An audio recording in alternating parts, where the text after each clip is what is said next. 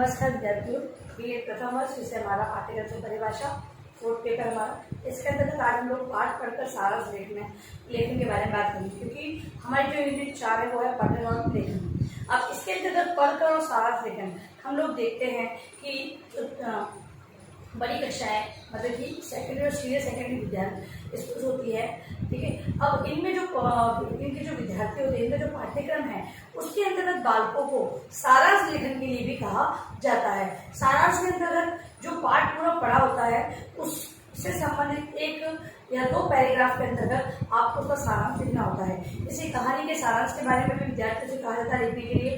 तो ये सारांश है और उन्हें क्यों विद्यार्थियों को क्यों करवाया जाता है, इससे क्या बदलता है। तो बालक है, जब बालकों की सारांश लेखन का कार्य किया जाता है जिससे कि बालक ने उस विषय वस्तु को कितना पढ़ा है, कितना समझा है, इसको ज्ञात करने हेतु सारांश लिखवाया जाता है।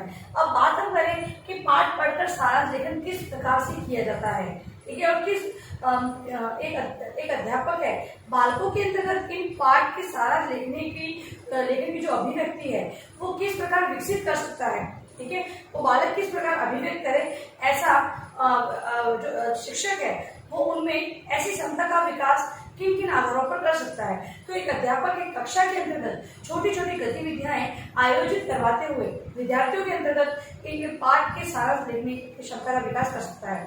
कहने का तात्पर्य ये है कि जब बालक के अंतर्गत पढ़कर लिखने की क्षमता का विकास हो जाएगा तब बालक है वो इसे वस्तु के अर्थ को ग्रहण भी करेंगे तथा उससे संबंधित जो सारगर्भित अर्थ है उसको निकालते हुए उसके बारे में भी वो जानकारी दे सकेंगे। अब जब बालक मौखिक रूप से, क्योंकि जो मौलिक इकाई है वो मौखिक ही है, और मौखिक रूप में जब बालक अभिव्यक्त करने लग जाता है धीरे धीरे करते उसमें लिखित अभिव्यक्ति का विकास भी हो जाता है। तो यहाँ पर सारांश लिखने की बात है, लिखने की बात है, सारांश लेखन का विकास भी उसमें हो जाता है। अब ये सारांश जो लेखन है उसकी कुछ विशेषताएं होती है। सारांश लेखन की विशेषताएं, इन विशेषताओं को ध्यान में रखते हुए ही एक अध्यापक को कक्षा में सारांश लेखन का कार्य करवाना चाहिए। तो पहला है सरल एवं बोधगम्य भाषा। सरल एवं बोधगम्य भाषा।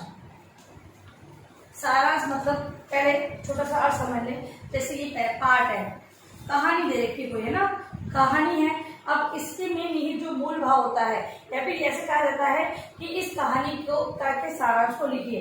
तो एक बालक है, कोई 2 पैराग्राफ में लिखता है, कोई अपनी भाषा के अंतर्गत उसको 1.5 में लिख देता है, कोई इंटेलिजेंट होगा ज्यादा, मतलब कि जो जिसके अंदर लिखित रूप से जो पाठ्य वस्तु दी गई उसके अंदर समझ ज्यादा विकसित हो गई है तो वो बालक अपने अनुसार उसका सारांश लिख देता है, ठीक है।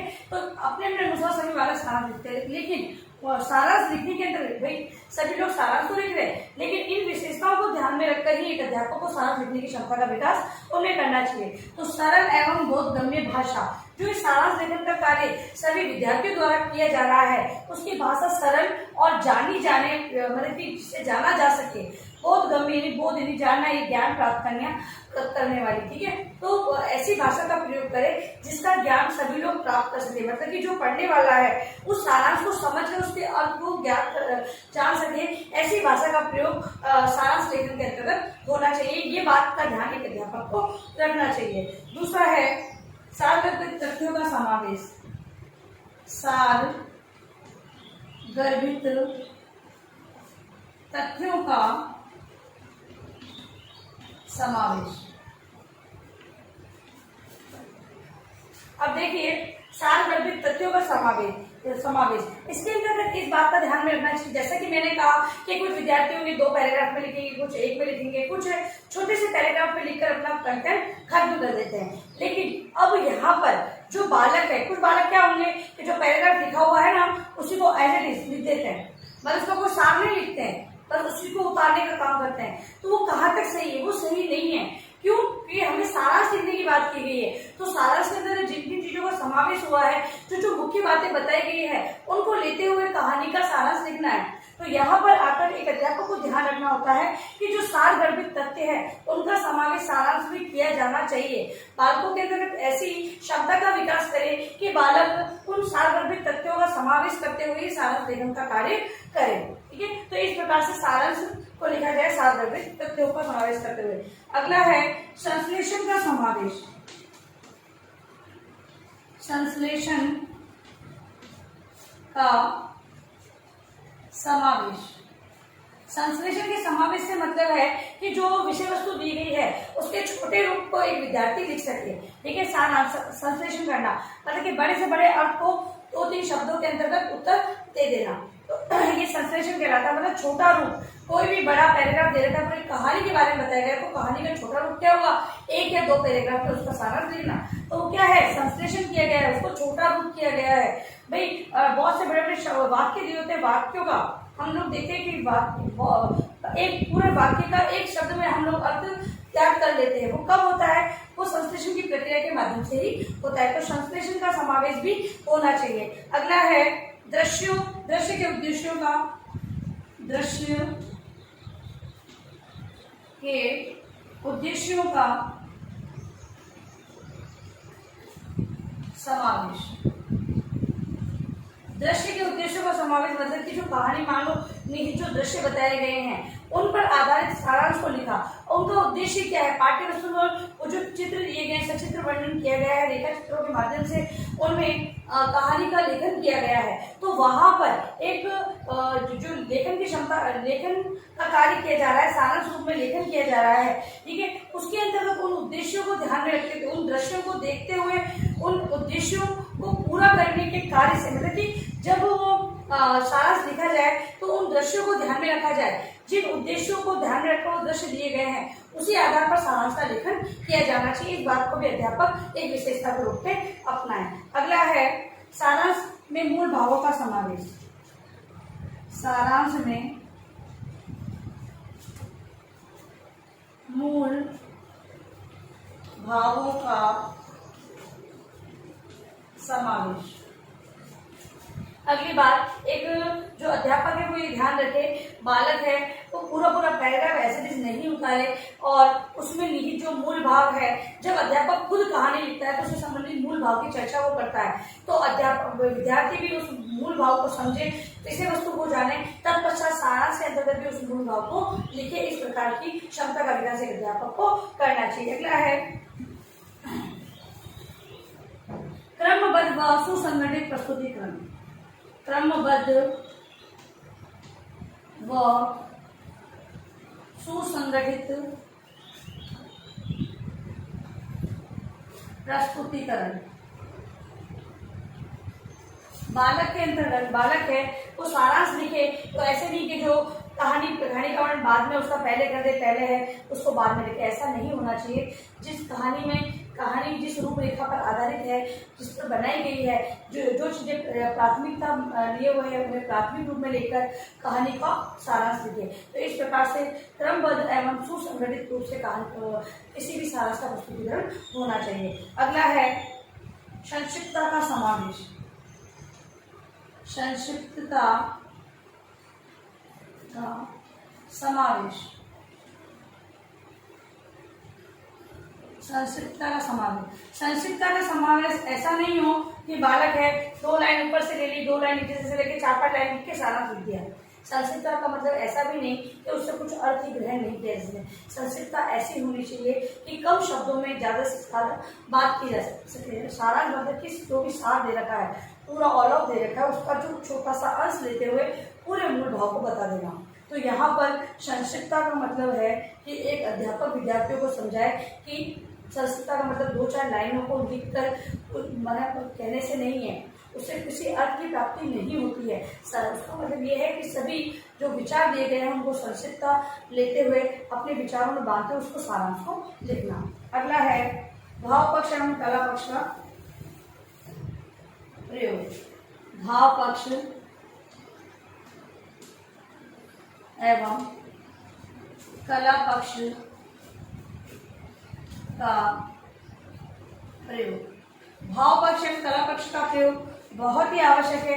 यदि भाव पक्ष और कला पक्ष का प्रयोग नहीं किया जाएगा, केवल हम लोग जो सारांश के अंतर्गत केवल मोटी मोटी जो बातें कही गई वही देखी जाएगी, तो वो सारांश है। क्योंकि सारांश पढ़कर क्या लगता है कि कहानी का जो पूरा जो इतनी बड़ी जो 4 पेजों की कहानी दी गई थी उसमें जो बताया गया है उसी को 2 या 4 पैराग्राफ में हम लोग बता दें, वो सारांश होता है। तो उसमें अगर भाव ही निहित नहीं होंगे तो उस कहानी को के जो मर्म है या उसमें जो दुख विस्मय किसी भी प्रकार हर्ष जो भी चीजें दे रखी है उसका अनुभव नहीं प्राप्त होगा। इससे तो भाव पक्ष और उसका प्रस्तुतिकरण यानी कला पक्ष उसका भी बहुत ही ध्यान रखना जरूरी है। अगला है साहित्यिक शब्दावली का प्रयोग। साहित्यिक शब्दावली साहित्यिक शब्दावली का प्रयोग, क्योंकि सारांश है। बच्चे क्या समझेंगे, कुछ बच्चे ऐसे होंगे कि वो क्या करेंगे, अपनी भाषा में अपने अनुसार कहानी लिख देंगे। तो वहां पर जो हम आपसी जो घर में या अनौपचारिक रूप से जिस भाषा का प्रयोग करते हैं उसी का प्रयोग करना वो सीख जाएंगे। ठीक है, तो अध्यापक को ही ध्यान रखना है कि बालक औपचारिक जो भाषा है और मतलब जो मानक रूप है भाषा का उसका प्रयोग करते हुए जहाँ पर उचित लगे वहाँ साहित्यिक शब्दावली का प्रयोग करते हुए, क्योंकि बालकों के शब्द जो भंडार में वृद्धि होती है उसके कारण बालक है वो अलग अलग शब्दों का प्रयोग करना सीखते हैं, उसके अर्थ को जानना सीखते हैं। तो यहाँ पर आकर वो साहित्यिक शब्दावली का प्रयोग करना करें, इस प्रकार की क्षमता का विकास उनमें करना चाहिए। और अंत में है सामाजिक संदेश का समावेश। सामाजिक संदेश का समावेश। अगला जो सारांश के अंतर्गत जो विशेषता है, अध्यापक ध्यान रखें कि जो कहानी है वो बालकों के पाठ्यक्रम में इसीलिए दी गई है कि बालक उन्हें व्यवहार में ले। बालक समाज का अंग है, समाज से जुड़ी रीति रिवाज है, उसके रहन सहन है, खान पान है, उन सभी को ध्यान में रखते हुए विद्यार्थियों के पाठ्यक्रम में कहानी है और भी बहुत सारी चीजों को समावेश किया जाता है। जब उन सारांश को विद्यार्थी अपने जीवन में अपनाएंगे तभी हमारा जो लक्ष्य है कि बालकों में शिक्षा देना यानी उनके व्यवहार में परिवर्तन लाना, वो लक्ष्य पूरा हो पाएगा। तो इसीलिए सामाजिक संदेशों का समावेश जो किया गया है, विद्यार्थी उन संदेशों को ध्यान में रखते हुए कहानी के सारांश को व्यक्त करें, इस प्रकार की क्षमता का विकास एक अध्यापक को करना चाहिए। तो आप लोग समझ चुके होंगे कि जो पाठ को पढ़कर सारांश लेखन के अंतर्गत इनकी विशेषताओं को आपको ध्यान में रखकर विद्यार्थियों से सारांश लेखन करवाना है। क्योंकि कक्षा में जाएंगे आप लोग पढ़ाएंगे तब बालक ये आपके पास सामने एक समस्या इतनी कहें कि प्रस्तुत होगी कि विद्यार्थी है वो सारांश को क्या समझते हैं कि जैसा पैराग्राफ लिखा उसे को कॉपी कर दीजिए, मैडम कौन सा देखेंगे, सर कौन सा चेक करेंगे, केवल हमें तो वैसे कॉपी करना है। तो वो अनुलेख या सुलेख नहीं लिखवाना है उन्हें, या प्रतिलेख नहीं लिखवाना है, विद्यार्थियों को समझाना है कि सारांश होता क्या है और इन विशेषताओं पर आधारित सारांश लेखन करवाना चाहिए। ठीक है, अब लिखे अपना गृह कार्य प्रश्न आप लोग।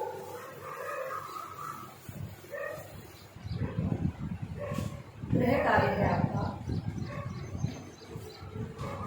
पाठ पढ़कर सारांश लेखन कैसे किया जाता है,